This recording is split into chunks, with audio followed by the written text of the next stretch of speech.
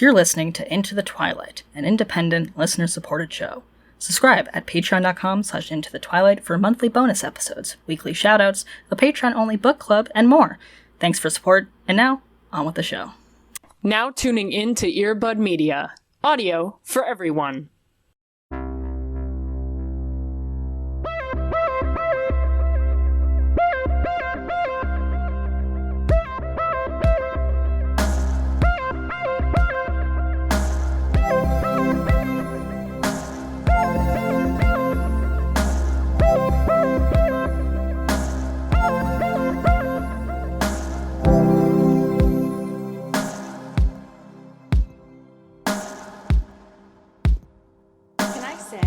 I didn't think I'd be able to say it this early, but we are in true blue filter era right now. It's true. We're in hoa hoa hoa. It is cloudy and drizzling right now, and that is, we've never been more back, actually. Nature is healing. Everything's blue. We're here, folks. My happy light, I pulled it back out. We're here, friends. Let's go. I can't wait to be complaining in a couple months, but for right now, we're here. Welcome to Into the Twilight. Yo. We're here, friends. Burdened by having to report on Twilight every week. And you're here with us. The news you can use. Your middle school era, it's never left. Congrats. Period. How are you? I'm here. I'm living. Unfortunately, the thing I'm going to talk about is something to do with things that you do not love. So I'm just going to say that off the jump. Oh, God. Okay. Because my happy thing is this documentary called Listers, a glimpse into extreme bird watching. Okay.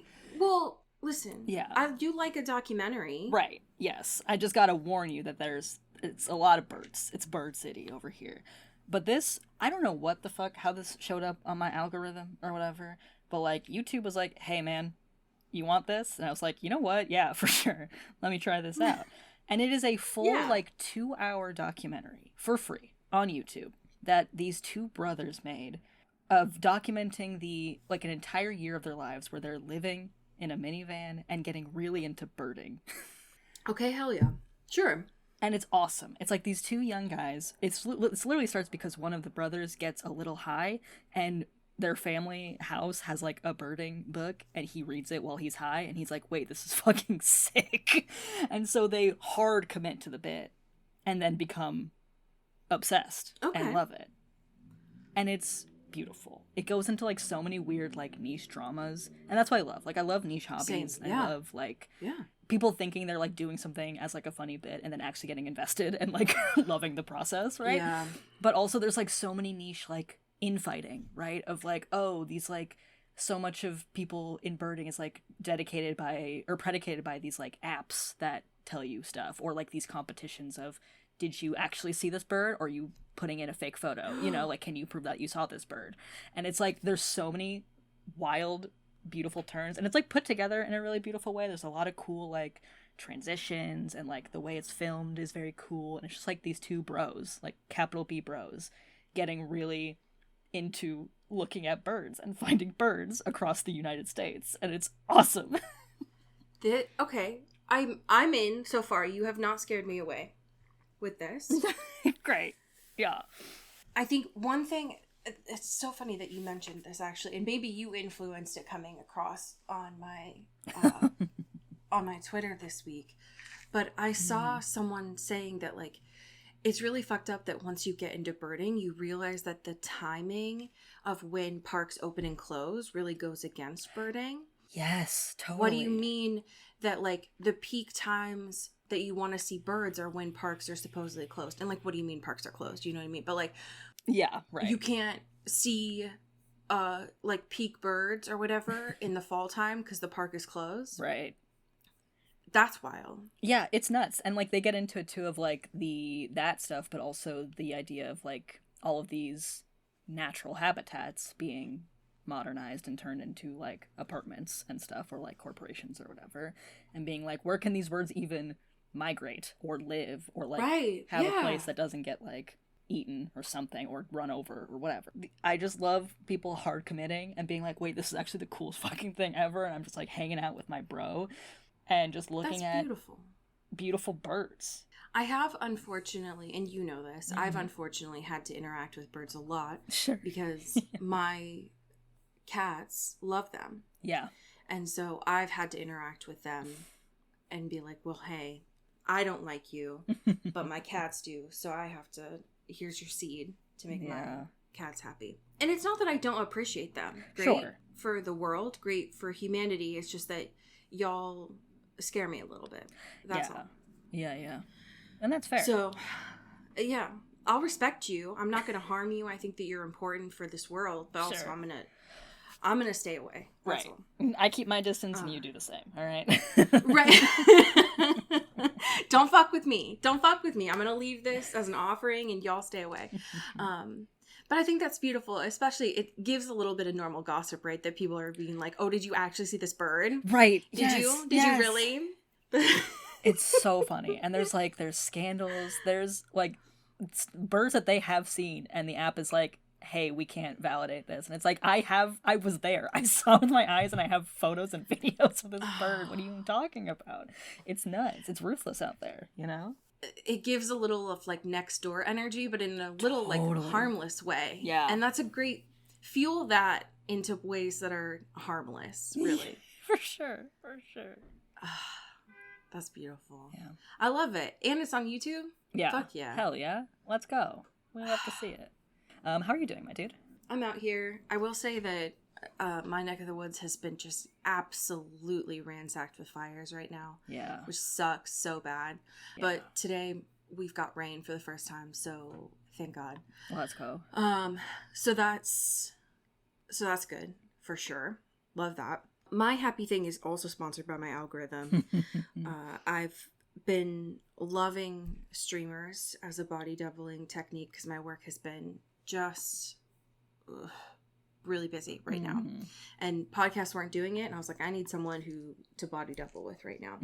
My streamer that I'm bringing this week is an artist named Farah, who I found out not only is a great artist who does like morning art streams with Procreate that I watch when I'm doing my skincare and makeup in the morning, but also has made coloring books. And I was like, well, hey, I fucking love coloring books. Hell yeah. That's great. And I realized that the coloring book that she was using in a stream was her own. I was like, well, wait a damn minute. That's not something that I usually see people doing. And it was really cute because they're these little devils. There's these little like minions that she made, and they're in all sorts of little situations where sometimes they're opening up a fridge and messing with it, or they're at an amusement park and they're getting into cotton candy and causing mischief, and it's so really cute. And at first I was just watching her make stuff because I was like, damn, this person knows how to color in a way that I don't.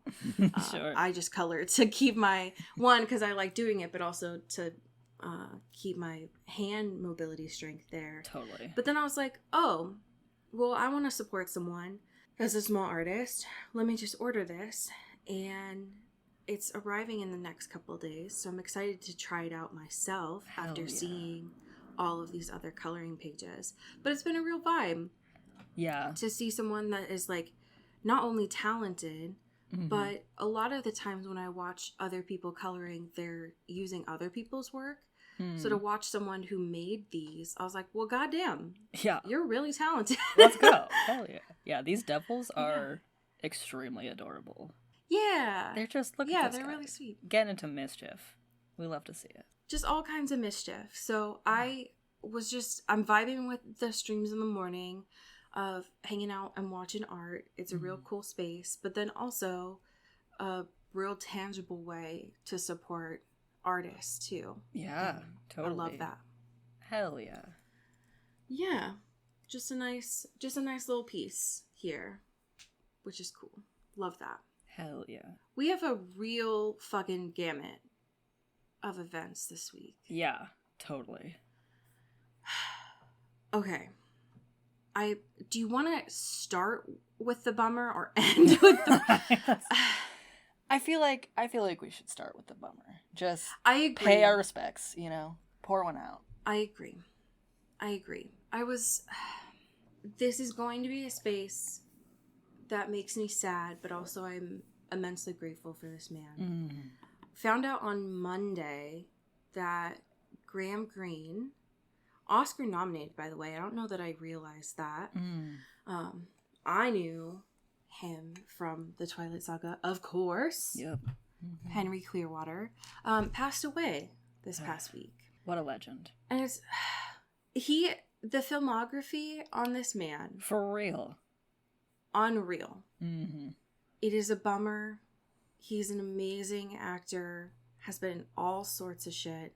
I'm bummed out, but I'm also grateful that we got to see him in a bunch of amazing work on here. As of right now, we don't know why he passed, how he passed, but I'm sad for his family and also grateful that we got to see him in great work. So, Graham Greene, you're dope as shit. Yeah, the goat. Thank you for for your real. work. Yeah, I'm sorry that you passed away, and I hope that your family's doing all right. Yeah. Okay, pour one out. Take a breather. All right, you want to talk about YouTube, or you want to talk about this trailer? Let's talk. It's this continuation of, because even last week we were like, oh yeah, Twilight's coming back, baby, back in theaters, baby. But not only is that happening, they're pumping the gas here for this 20-year anniversary, which I get, Yeah. It's a big deal. It's a big squeal. But they are doing something kind of unprecedented, which is Lionsgate is going to be streaming all 5 of the Twilight films on YouTube in like a marathon way. Yeah. So if you On a loop. if you want to on a loop, if you at some point between September 7th and September 14th, this is currently happening right now if you're listening. You can just pop on your second monitor and just have an endless loop of... If y'all don't Twilight think Saga. I will be doing this, you're fucking wrong, actually. Yeah, I mean, and that's just so funny. It's just so good to do it for like a literal week of time, just playing movies over and over and over again. Like, imagine the watch time. You know what I mean? Like, because people are gonna have that on forever. Like, they're just gonna keep that shit on, which is great, and that's so funny. I'm so curious who thought of this idea. Yeah. First of all. And then was like, you know what? Fuck it. It's our YouTube channel. We own these. Right. Why not? Yeah. Why have we not been doing this in general? There's not a rule that says that dogs can't play basketball, Like... I will be watching it, is the thing. Yeah, for sure. It's just silly. It's a silly thing to do for 7 days, to just have it on a loop. But there's nothing about this that is costing them money. In fact, they will be making money. For sure. I mean, I have YouTube Premium, so I'm not going to be getting ads on it. If I had to get ads in a movie, I would lose my mind. Yeah. Because I do own these, so that would be silly. But to just have it on in the background, I think, is hilarious. Yeah. It's just ridiculous. You know what's beautiful about this? I was checking to see because I was like, no shot they are going to have a live chat on for this, right? Because that would be nuts.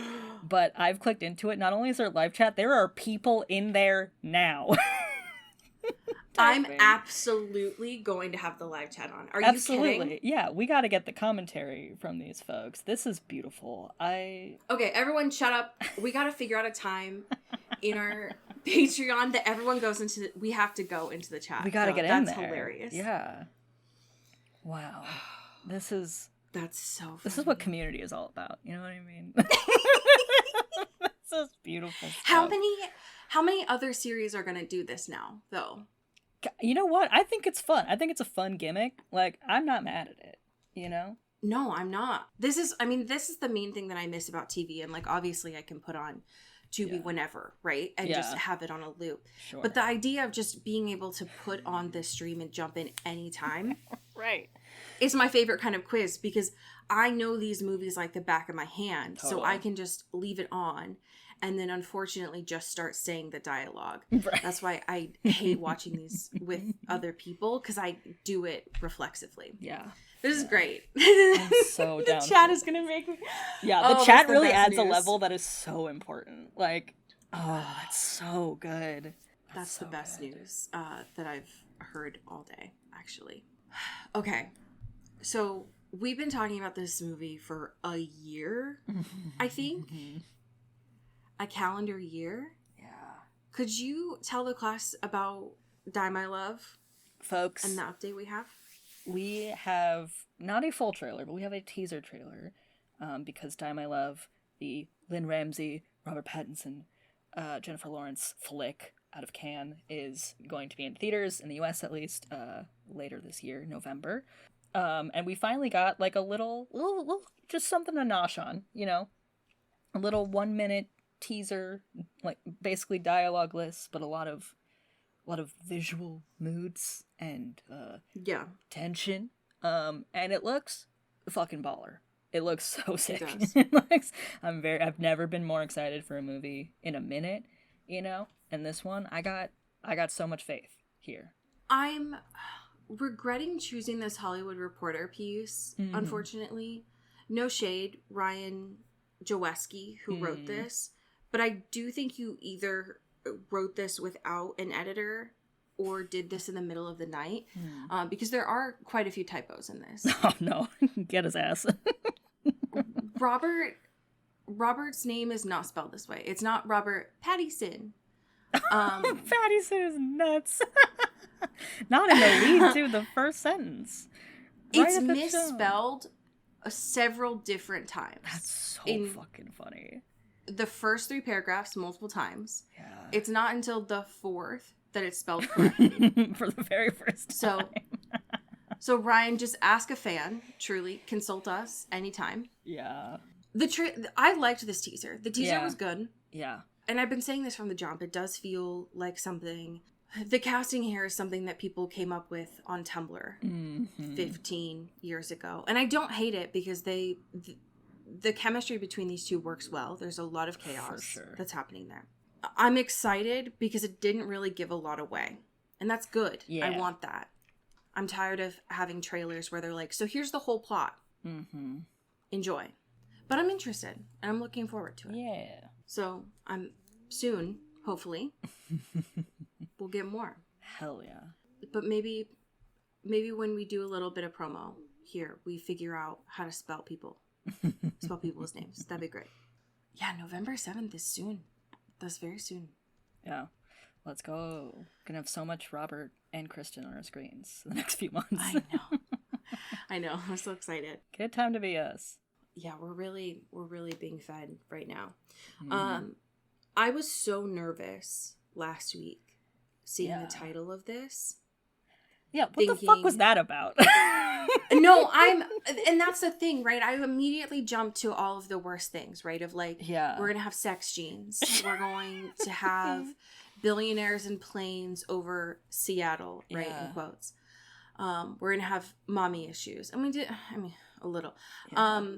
But this was named 50 Shades of Grayson. Right. And it absolutely did not live up to that name at all. No. Like, first of all, like, it's just, you can tell it was just like, this is the title you make during this time, you know, we gotta do it to him, you know. But it's like, A, the implication of that, and also being in that title, the name of Elena's father, right? Like, that's already, what are we doing? Exactly. Like, exactly. What's going on? And it doesn't even it's just like, this is a lore dump, right? Like, this is a lore dump episode. That's mostly what is happening here. Yes. And that's fine, whatever. But, like, it's more of just like, here are the things about Grayson and what he was doing and his sort of relationship to everything going on, rather than, like, anything else. And it's like, okay, you just wanted to say 50 Shades. You're not slick. Like... No. What? Okay. I braced for complete impact. And that was not necessary. No. No. And also the hashtag, I know I do this every time, but the hashtags are very important. The hashtag for this wasn't even 50 Shades of Grayson, it was Secret Life of Grayson. Well, now hold on. So let's get specific. Let's get coordinated, folks. Why is no one talking to each other? Yeah. Surely. Some of you were in the same room at one point. What's going on? Hey. God damn it. I mean, that was a little bit more accurate. We've known from the jump that Elena's family, or her adopted family, were vampire hunters. So it wasn't a complete secret life. Sure, yeah. But her testing on people, her dad testing on people, not great. Not great. And, like... Not great. Obviously, it's her dad, so, like, Elena has this sort of, like, tepid relationship to this, right? Of being like, well, you know... growing up he was saving people. And like that fucking cutaway scene where it's like, oh, your dad's gonna save a little girl just as old as you are, isn't that cool, like kind of stuff. It's like, okay. But like I understand where she's coming from, of course, but I think there is this very like fog of disillusionment a little bit of like, hey dog, this doesn't seem like that was great, because even if it was, you know, he was using like vampire blood, right, to like cure all these people from whatever illnesses they had and stuff, and it's like, that is risky business that we're doing here, and none of this is authorized by anything. Like, I don't know, man, it could have gone a lot of different ways. So hey, don't love that. No, I don't like the idea that this is now the third dad in Mystic Falls that was a person of, well, I guess Caroline's dad wasn't necessarily a person of power, but like is the third dad of Mystic Falls who was on the outside this like good person of stature and was doing this absolute fuck shit behind closed doors. Totally. Yeah. Surprising? No. True to life? I mean, arguably, yeah. Sure. But is it sad for the characters that have to deal with those ramifications? Yes. Yes, it is. I felt for Elena this episode because it is natural for her to immediately go to like, well, the person that I knew for 17 years didn't seem like that guy. Right. So he was probably doing good things there. And it's like, well... girl. Right. Respectfully. Like Damon says at the end of the episode, you found one page in 200 that justifies your argument here. So, yikes, you know? Yeah. It's not great. And the fact that Wes studied under him. Ugh, yeah. It's like, oh no. Uh-oh. This is tough. You're going to find a lot of things you don't probably want to find out about your family, Elena. That sucks. Yeah, it's not great.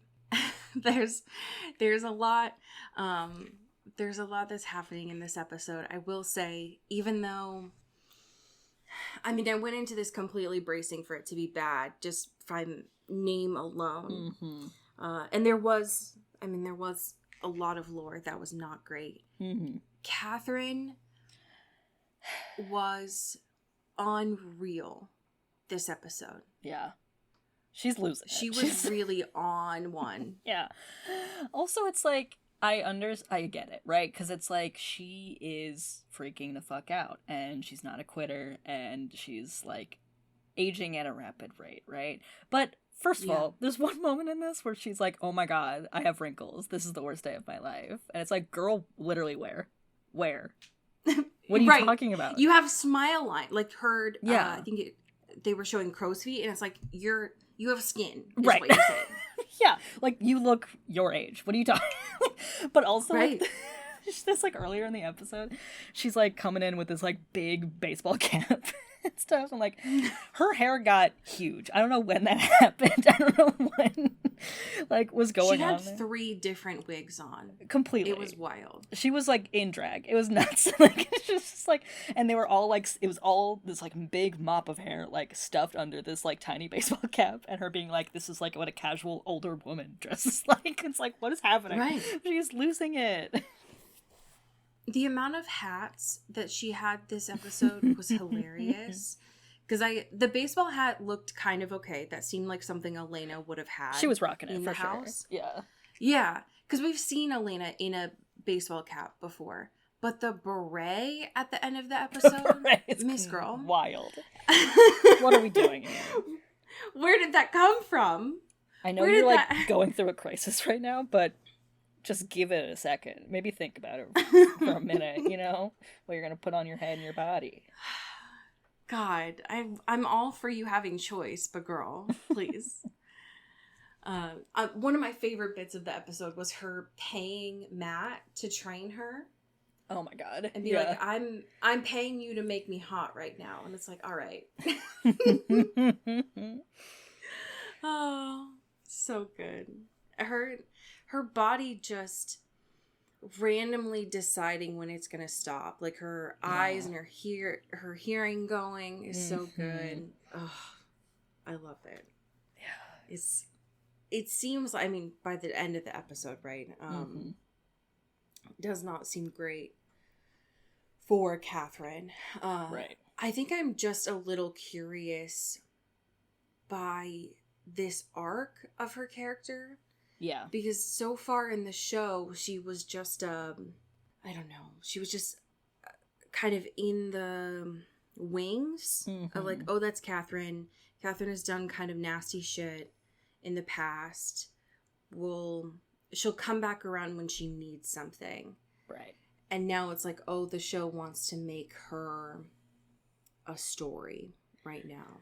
Right. And it's just like, it feels so, this whole like Stefan thing just feels so whack, given, like, I know there's lore there and there's like a lot of stuff going on, but it's like, in her, like, these hours that she has now in this moment of like being, oh, you know, I have a reason to keep on going. Like, Stefan thinks that there's, like, humanity left in me. And also, like, you know, this whole body swap thing, potentially, of, like, oh, you know, I could do that, but also Stefan kind of likes this body.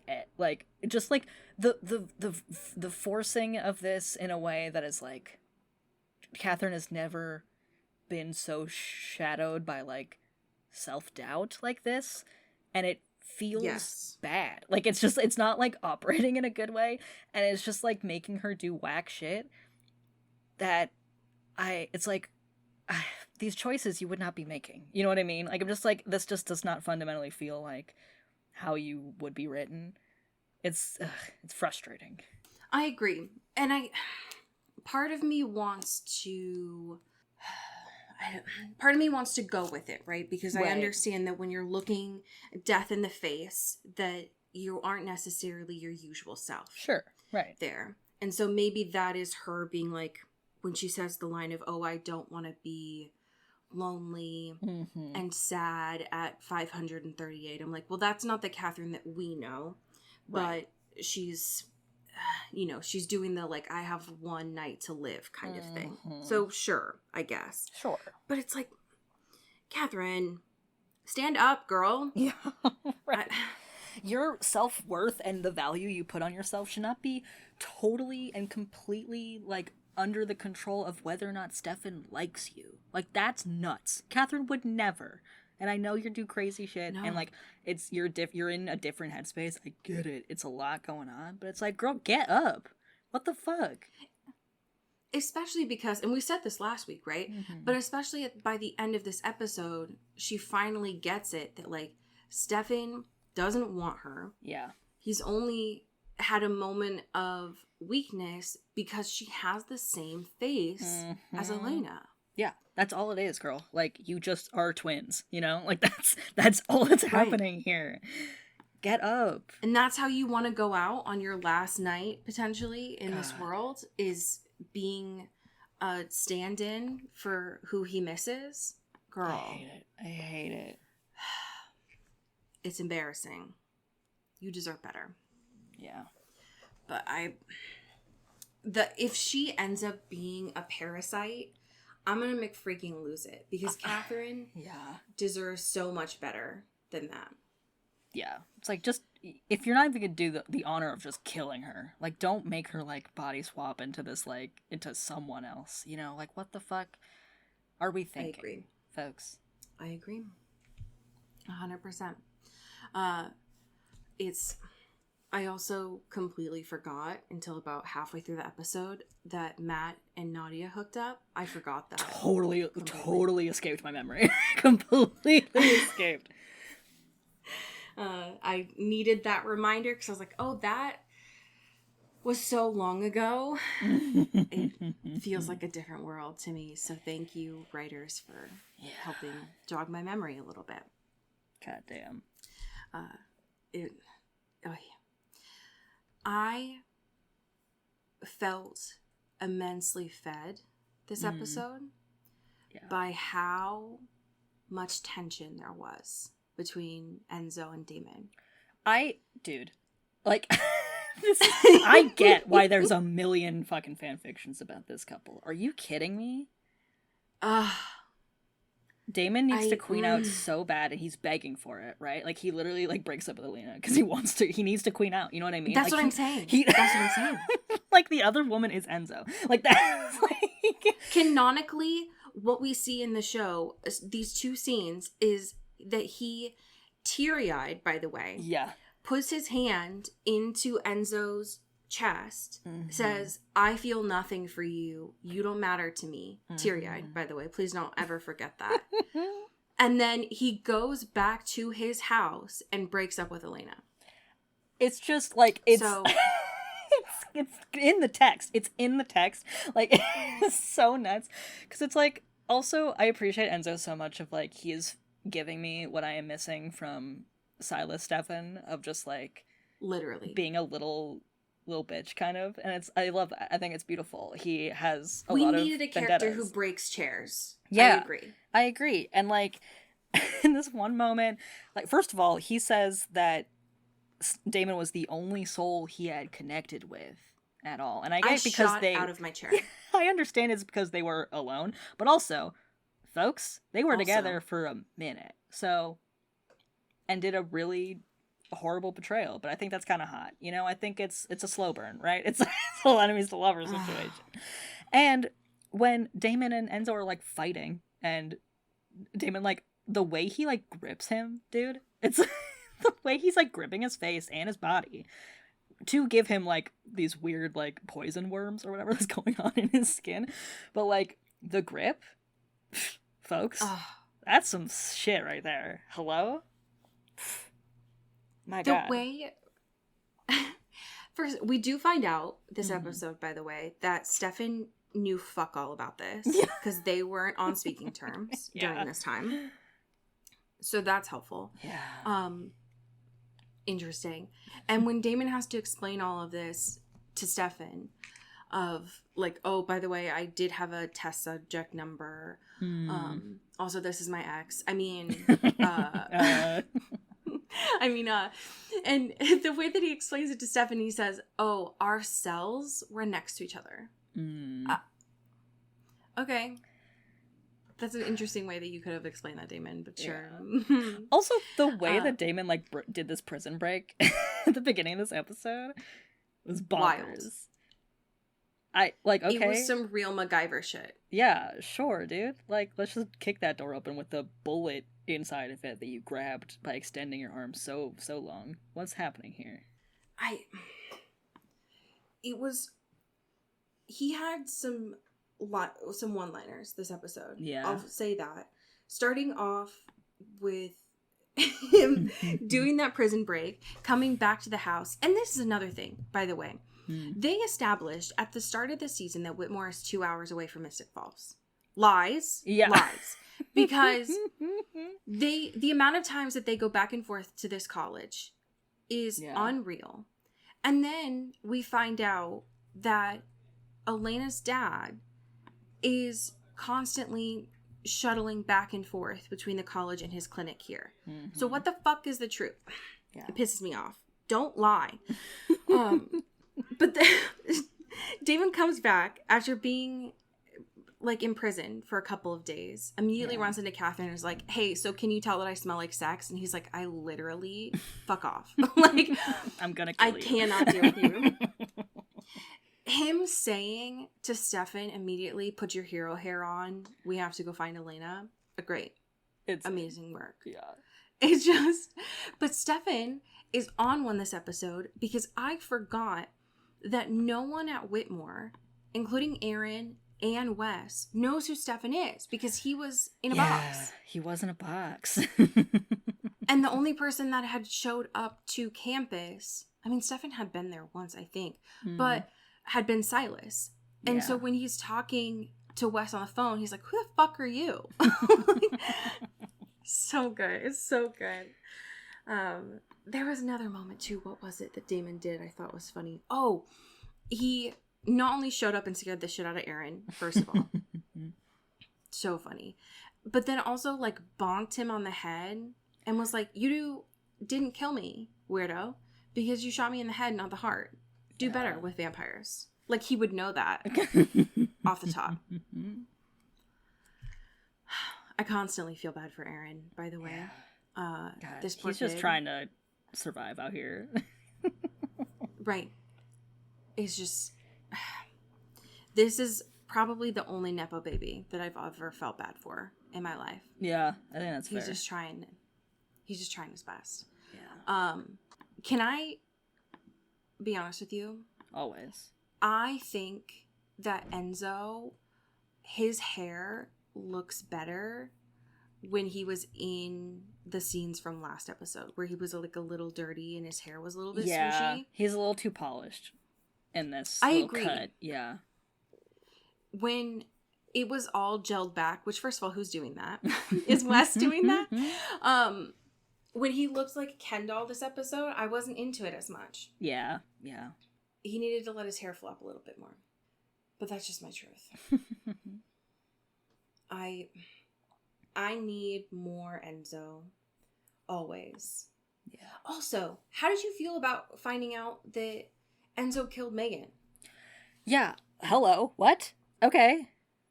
They just like said that and then moved on really quickly. Just so casually. It's like, yeah, for sure. Anyway. And also the lore that we get from Wes, where it's like, you know, Megan's parents funded Elena's dad's little science experiments and science projects. And then she got sus about the whole thing and had to die for it because she was poking. I retroactively care about Megan a lot more now, actually. Yeah. Hello? Where was this? I want to know a lot more about Megan's story where she wanted to go hunt down the Augustines. Yeah. Give me that plot. Hello? That's cool. She was hurt all too soon. But yeah, it just sounded like, oh, well, Megan was messing around in places where she wasn't supposed to be and got too close to Enzo. Anyway. Yeah. No further elaboration needed. What? What? I got questions. Hello? I know that Nina was doing a lot of face work as Elena this episode. But I will say, seemed overall like a pretty easy shoot for this episode as Elena. Sure. Yeah. So that doesn't seem bad.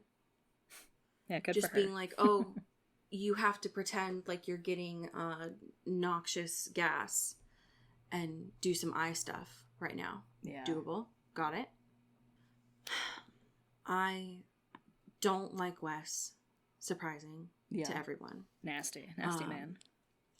And he's doing the same thing that he was doing to Jesse with the injections. And now he's he's what's the word? Like he's expedited the process, right? Of now it's not a 2-shot thing. He's like, that was way too, I wasn't hustling hard enough. That's way too leads a lot of things on the cutting room floor there if you do that. But now I got everything in one. We got go-go juice over here, baby. And I can just make any vampire I want with one syringe crave its own kind.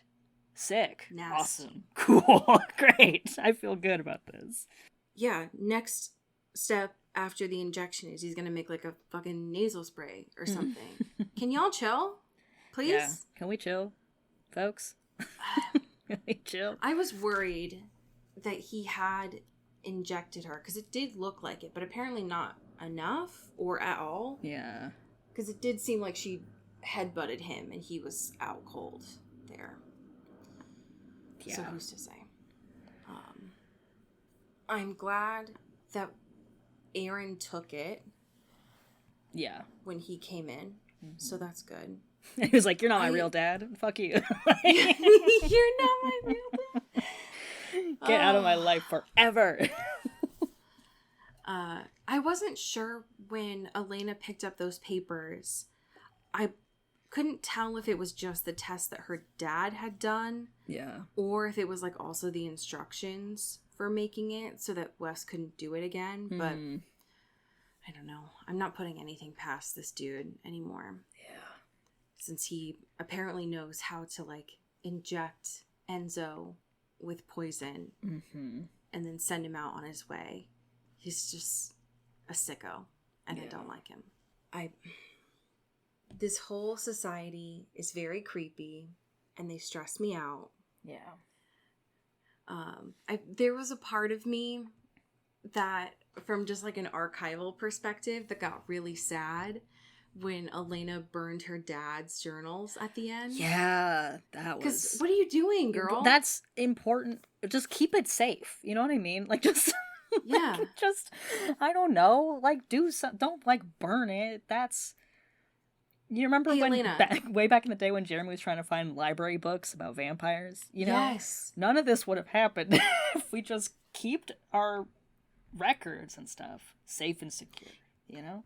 Well, and also, Elena, I know that you're going through a lot right now, right? Yeah. You just read some stuff about your dad that you don't like. You were just tortured.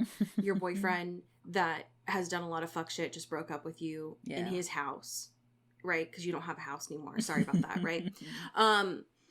But like, hey, Elena, there have been quite a few times in history where people have read stuff that they didn't like or agree with, and then they burned it, right? Yeah. And are those the good guys? I don't think so. Do you relate to those people, Elena? Do you want to be on that side of history, Elena? Might I also mention, Elena, that you're a landlord, so you don't have a lot of good stuff working for you right now. You already got one strike against you, girl. Like, let's be cautious. Let's be tepid, okay? So maybe not go into the burning books side of things, okay? Yeah, it's not a good look, Elena. Don't be pro book burning. I don't love that arc for you. Don't be a landlord and also into censorship, Elena, okay? Pick a struggle. Pick a struggle.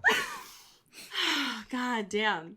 It's just like she has so many other books in history from her family. Yeah. And it's like, this is the one that you're going to...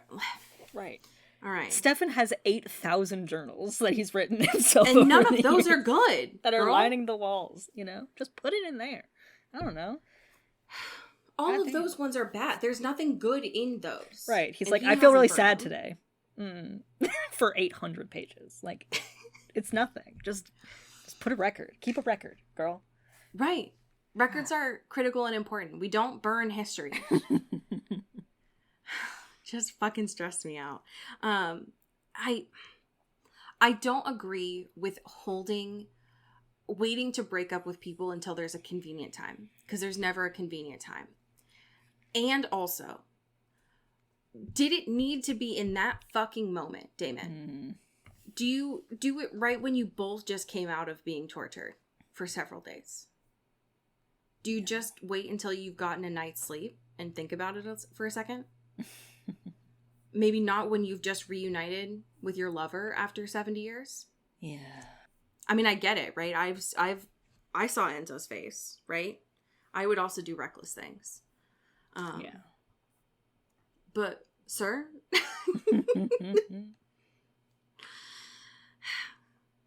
I mean, what are they going to do now? Y'all live under the same roof. Yeah. We gotta get some more property. Y'all gotta figure this shit out. This is gonna cause some complications. I'll say that. I'm nervous, y'all. Get it together. I don't disagree. Both for the actors and also these characters, but y'all gotta figure something out. That's all I have to say. There was something else I wanted to say. Oh, what do you think that Matt's gonna do with that knife? I don't, man. They keep giving Matt these like cursed fucking side plots of like, can someone check in on this guy? That's not Catherine. You know what I mean? Like, can we just like? No, I agree. He's got a house and now this really important knife. It's like, not to mention that he's also working. Yeah, let him rest. He's the only one working a job, you know? Just like let him stop dragging him into your shit. I can't believe I'm feeling bad for this guy, but it's like enough. Enough is enough, guys. Like stop. Yeah. Do you know that there are like safe boxes at post offices? Do you have to give it to like one remaining human in this town? If it doesn't feel nice to do that.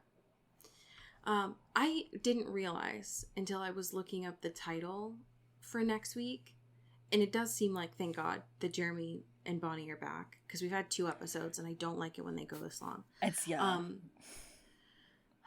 But hopefully they're just like recovering and watching TV and just chilling and not just dealing having with a nice mess. time. Right. Hopefully. Right. Grateful to be alive. You know. Just in bliss. Next week is episode 100. My God. So this was the episode that they did before their winter break, and they're coming back after a month for episode 11. Oh, brother.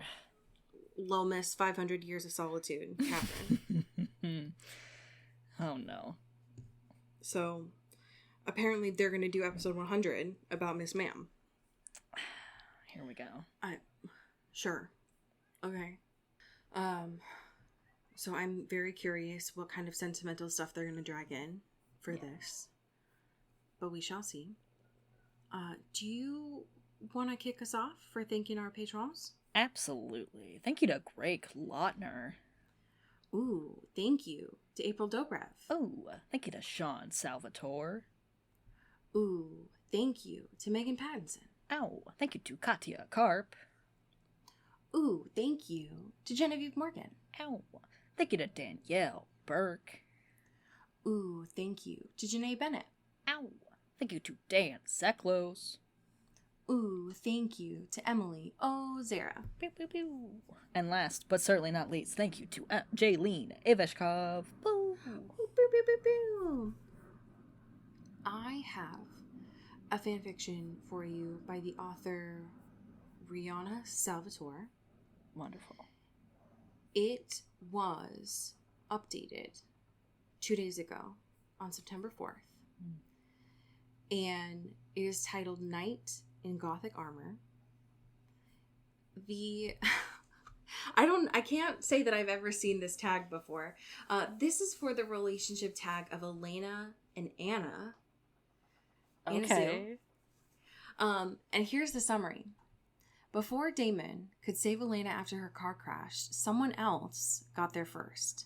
Will she fall in love with the other vampire just the same? Especially since the vampire has a huge secret. Damn. And there are just over 28,000 words. I can only imagine that there is going to be a little bit of a conflict in this when Elena and Jeremy fight over the same girl. But that is just my guess. So if that is of interest to y'all, please enjoy a little bit of Gothic armor from this night. Damn. Friends, tell your friends about the show. Yeah. I have a YouTube documentary about birds that I'm going to go put on. Fuck yeah. I imagine that my cats are going to enjoy that. They're going to have a great time. They're going to have a great time with it, learn a lot. Tell your family about the show. Enjoy. Get in the comments of that YouTube live stream. Oh, yeah. We'll see you in the comments there, I imagine. And as we say here in the Pacific Northwest, get bit. Ooh. Ow. You've been listening to Into the Twilight, an independent production by Earbud Media. You can support the show by subscribing to our Patreon at patreon.com/intothetwilight, or rate and review us on your favorite podcast app. You can send us a backstory or a fanfiction at intothetwilightshow@gmail.com. Our music is by Eli Krause, and our art is by Maddie Padilla. You can find me on Twitter at Cody Corral and Allie at Many Are the Stars. Thanks for listening. You've been listening to Earbud Media Production. Earbud Media, audio for everyone.